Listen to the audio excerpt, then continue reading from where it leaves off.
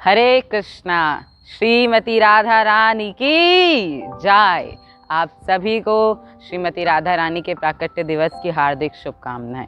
वो राधा रानी जो भगवान कृष्ण की बहिरंगा शक्ति हैं, उनकी अंतरंगा शक्ति हैं, वो आज ही के दिन इस धराधाम पर आई थी। उन्हीं से हम अपनी सारी शक्तियाँ प्राप्त करते हैं, चाहे वो भक्ति शक्ति हो, चाहे वो वात्सल्य शक्ति हो, चाहे वो माधुर्य शक्ति हो। उन्हीं से सारी शक्तियाँ भी निकल कर आती हैं। आज वहीं राधा रानी इस धरा भूमि पर आई थी। आइए जानते हैं कि वो राधा रानी इस धरा भूमि पर कैसे आई। तो एक समय की बात है, दो गांव हुआ करते थे, एक था गोकुल और एक था बरसाना। गोकुल में नंद महाराज और यशोदा मैया वास करती थी, वहाँ की सरपंच आप कह सकते हैं वो थी, और बरसाना में वृषभानु और कीर्तिदा मैया रहा करती थी। दोनों ही परिवारों के बीच बहुत ही ज़्यादा घनिष्ठ मित्रता थी। दोनों ही परिवार एक दूसरे के बहुत ही ज़्यादा अच्छे संबंधी हुआ करते थे।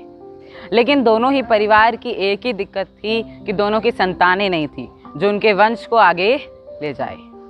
तो दोनों ही परिवार ने ये सोचा कि हम सब क्या करते हैं, यमुना मैया के किनारे बस जाते हैं, क्योंकि यमुना मैया बहुत ही करुणामय है, उनकी कृपा से हमें हमारी संतानें ज़रूर प्राप्त होगी। तो दोनों ही परिवारों ने, दोनों ही ग्रामों ने यमुना मैया के किनारे ही अपने दो गांव बसाए। एक गोकुल था और एक बरसाना था। दोनों के बीच में उन्होंने यमुना मैया से एक ब्रिज बनाया। अब वो ब्रिज था तो उस टाइम बहुत छोटा, लेकिन अगर आप अभी देखेंगे ना तो गोकुल से बरसाना अराउंड 67 किलोमीटर्स है। तो इतना लंबा ब्रिज था दोनों गाँव के बीच में। तो भाद्रपद की पूर्णिमा के अष्टमी को भगवान कृष्ण का जन्म हुआ, जिसे हम जन्माष्टमी कह के मनाते हैं। नंदगांव में बहुत ही ज़्यादा बड़ा उत्सव हुआ, क्योंकि उनके पास उनके आगे वंशज आए, उनकी संतानें मिली उन्हें। लेकिन दूसरी तरफ बरसाना में वृषभानु जी को अपनी पुत्री नहीं मिली, या फिर पुत्र नहीं मिला, उनको अपना संतान नहीं मिला। तो एक बार वृषभानु जी यमुना मैया के किनारे स्नान करने के लिए जा रहे थे, और समय ब्रह्म मुहूर्त था। ब्रह्म मुहूर्त हम उसे कहते हैं जो सूर्य उदय से पहले का समय होता है। वृषभानु जी उस समय यमुना के किनारे स्नान करने गए, और जब वो स्नान कर रहे थे उन्होंने क्या देखा कि बहुत दूर एक बहुत ही तेज प्रकाश उनकी तरफ आ रहा है। उन्होंने सोचा ये प्रकाश है क्या। वो थोड़ा और करीब गए तो उन्होंने देखा ये प्रकाश बढ़ता जा रहा है। थोड़ा और करीब गए तो उन्होंने देखा कि ये प्रकाश एक स्वर्ण कमल से निकल रहा है। There was a golden lotus. उस स्वर्ण कमल से बहुत ही तेज प्रकाश निकल रहा है। जब वो थोड़ी और करीब गए तो उन्होंने देखा कि उस स्वर्ण कमल से भी प्रकाश निकल रहा है। उस स्वर्ण कमल में एक लड़की, एक शिशु उसके ऊपर वास कर रही थी, और उसके अंदर से बहुत ही तेज प्रकाश निकल रहा था। जैसे ही उन्होंने उस बालिका को देखा, उसी वक्त ब्रह्मा जी आए और उन्होंने आकाशवाणी की कि ये तुम्हारी पुत्री के रूप में आई हैं, तुम इन्हें अपने घर ले जाओ, इसका पालन पोषण करो। जब वृषभानु जी उन्हें अपने घर लेकर आए तो उन्होंने क्या देखा कि राधा रानी की आंखें ही नहीं खुल रही हैं, ना वो कुछ मतलब उस टाइम उनका नाम नहीं रखा था राधा रानी, लेकिन हम कह रहे हैं कि उस बालिका की ना आंखें खुल रही हैं, ना उनका कान में से कुछ सुनाई दे रहा है, ना वो कुछ बोल पा रही हैं, क्योंकि हमेशा जब भी बच्चा होता है तो वो रोते हुए ही इस धराधाम पे आता है। तो राधा रानी के साथ ऐसा कुछ था ही नहीं। तो यही देखते देखते वो सोच ही रहे थे कि तभी वहाँ पे नारद मुनि आते हैं और वो कहते हैं कि हे वृषभानु जी, आपके घर में देवी का प्राकट्य हुआ है, तो इसके नाम पर आप उत्सव करिए, बहुत ही विशाल आप उत्सव रखवाइए। तो नारद जी की बात मानते हुए वृषभानु जी ने बहुत ही बड़ा उत्सव की घोषणा की, और बरसाना में बहुत ही बड़ा उत्सव मनाया गया, जहाँ पे नंदगांव से भी बहुत सारे भक्त और जो उनके मित्र थे वो राधा रानी को देखने आए। सारी माताएं, सारी सखियाँ श्रीमती राधा रानी की पालकी में थीं और सब उन्हें देख रहे थे, खिला रहे थे। लेकिन समस्या वही थी कि राधा रानी ना आँख खोल रही थी, ना उनके मुंह से कुछ निकल रहा था, ना वो कुछ सुन पा रही थी।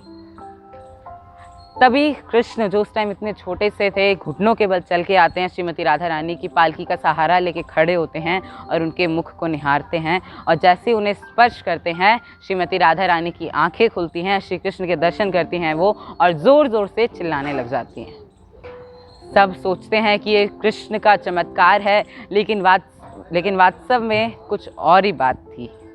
जब श्री कृष्ण और राधा रानी गोकुल में ये तैयारी कर रहे थे कि हाँ अब उन्हें धराधाम पे उतरना है, तब श्रीमती राधा रानी ने भगवान कृष्ण के आगे 2 शर्तें रखी। पहली शर्त कि राधा रानी धराधाम पे उसी जगह जाएगी जहाँ पे यमुना मैया हो, वृंदावन धाम हो और गोवर्धन हो। भगवान ने कहा जैसे आपका हुक्म, ठीक है। तो श्रीमती राधा रानी के लिए उन्होंने तीनों चीज़ों को एक ही स्थान पर निर्मित कर दिया और बोला कि अब आप वृंदावन से बाहर जा ही नहीं सकती, क्योंकि उनकी पर्याप्त की जितनी राधा रानी की आंखें खुलती हैं, श्री कृष्ण के दर्शन करती हैं वो, और ज़ोर ज़ोर से चिल्लाने लग जाती हैं। सब सोचते हैं कि ये कृष्ण का चमत्कार है, लेकिन वास्तव में कुछ और ही बात थी। जब श्री कृष्ण और राधा रानी गोकुल में ये तैयारी कर रहे थे कि हाँ अब उन्हें धराधाम पे उतरना है, तब श्रीमती राधा रानी ने भगवान कृष्ण के आगे 2 शर्तें रखी। पहली शर्त कि राधा रानी धराधाम पे उसी जगह जाएगी जहाँ पे यमुना मैया हो, वृंदावन धाम हो और गोवर्धन हो। भगवान ने कहा जैसे आपका हुक्म, ठीक है। तो श्रीमती राधा रानी के लिए उन्होंने तीनों चीज़ों को एक ही स्थान पर निर्मित कर दिया और बोला कि अब आप वृंदावन से बाहर जा ही नहीं सकती, क्योंकि उनकी पर्याप्त की जितनी भी चीज़ें उन्होंने मांगी थी सब वृंदावन में ही आ गई थी। दूसरी शर्त श्रीमती राधा रानी की भगवान कृष्ण के सामने ये थी कि मैं धराधाम पे चली जाऊंगी, लेकिन मैं तभी बोलूँगी, तभी मैं अपनी आंखें खोलूँगी जब आप मुझे स्पर्श करेंगे और मुझे आभास होगा कि हाँ आप आ गए हैं। मैं तभी अपनी आंखें खोलूँगी और अपनी आंखें खोलते ही सबसे पहले आपका दर्शन करूँगी। तो इस प्रकार श्रीमती राधा रानी इस धराधाम पर प्रकट हुई और आज ही के दिन हम उनके प्राकट्य दिवस को राधाष्टमी के रूप में मनाते हैं। आप सभी को श्रीमती राधा रानी के प्रकट की एक बार फिर से हार्दिक बधाई। तो आज के दिन हम राधे राधे भी नाम लेते हैं, है ना। राधा रानी का नाम ही लेने से हम कृष्ण को पा लेते हैं। वैसे तो हम कृष्ण कृष्ण करते रहते हैं, लेकिन कृष्ण तक पहुंचने का ये जरिया सबसे गलत है, क्योंकि कृष्ण तक पहुंचाने की जो धारा है वो राधा है। हम महामंत्र की बात करें तो महामंत्र में भी राधा से ही नाम शुरू होता है और राधा पर ही खत्म होता है ना। हरे कृष्ण कृष्ण कृष्ण हरे हरे, हरे हरे है क्या, हरे है क्या, श्रीमती राधा रानी ही तो है। तो हमें कृष्ण तक पहुंचने के लिए पहले श्रीमती राधा रानी तक पहुंचना होगा, और वो भी हम सीधे रास्ते नहीं जा सकते, वो हमें हमारे गुरु ले जाएंगे।